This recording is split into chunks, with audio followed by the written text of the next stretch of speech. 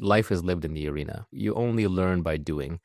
And if you're not doing, then all the learning you're picking up is too general and too abstract. Then it truly is hallmark aphorisms. You don't know what applies where and when. And a lot of this kind of general principles and advice is not mathematics.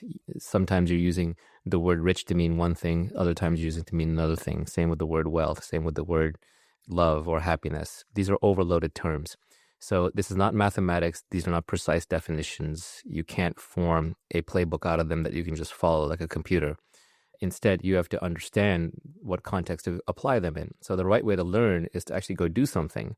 And then when you're doing it, and then you figure something out about how it should be done, then you can go and look at something I tweeted or something you read in Deutsch or something you read in Schopenhauer or something you saw online and say, oh, that's what that guy meant. That's a general principle he's talking about. And I know to apply it in situations like this, not mechanically, not 100% of the time, but as a helpful heuristic for when I encounter this situation again. You start with reasoning and then you build up your judgment. And then when your judgment is sufficiently refined, it just becomes taste or intuition or gut feel. And that's what you operate on.